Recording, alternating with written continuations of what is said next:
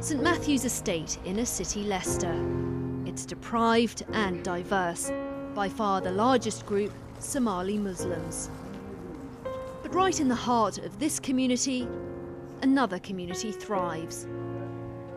The Franciscans. Hello. Sister Bev's lived on the estate for around 5 years now. Hi, Abdul. You okay? She's part of the Anglican community of St Francis and loves living here. It's fabulous. I love it.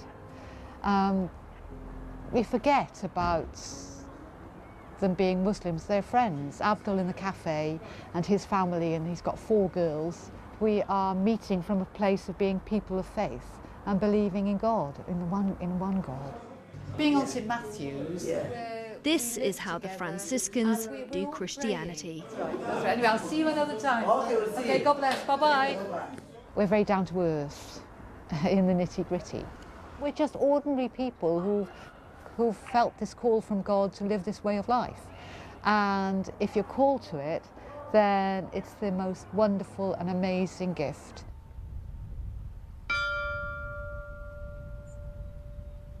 But following in the footsteps of St Francis of Assisi isn't just about being in the thick of it. Here at Glasshampton Monastery in Worcestershire, the focus is very much on contemplation. Silence is actually a part of us, and we live in such a noisy world. We risk to get disconnected from this silent bit of us, and I think it's very important to make time for this during our day, and maybe longer periods of time during the year where we're silent. This powerhouse of prayer is home to the Brothers of the Society of St Francis, some just setting out on their journey and others 60 years in.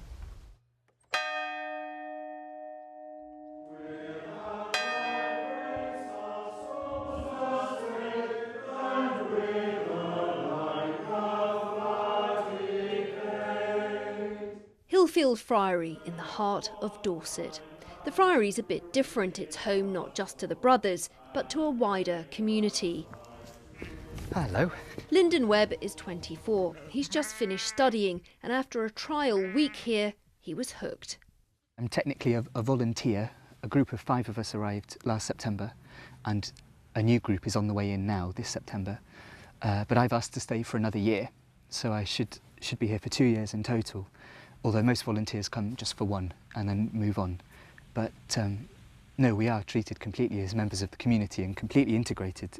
So we'll all help out in chapel, we'll all help in the kitchen, we'll all clean up and help with the guest rooms, as well as working on the land, which is what we predominantly do. Back to the city, and this time London. Sister Sue is in charge of all the sisters in the European province of the community of St Francis.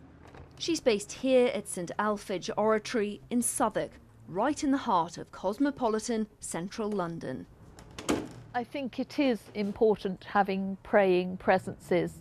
We're not far from Westminster, for example, and you know, obviously we could pray from wherever we were, but there's something symbolic, I think, about being in the heart of things.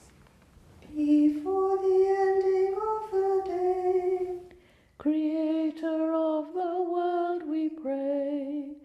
People come here for quiet days, for meetings, and I think people find it an oasis of quiet and a place where they can kind of recollect themselves and root themselves in a way in the middle of the city. Fears and terrors of the night. Being a Franciscan brother or sister doesn't exclude the ordinary tasks of life: cooking, cleaning, gardening and doing the windows. This is San Damiano, a house of 3 sisters in Metheringham, Lincolnshire. Following Christ the Franciscan way is varied, joyful and simple, but still a big decision. I think it does sound scary, but I think the really important thing is that there's a process. It's trying to listen to God and trying to discern where God is leading us in little bite-sized chunks. Some may say it's a way of escapism, but in reality, this is a life of white-hot conviction, with a power for good in the world that's incalculable.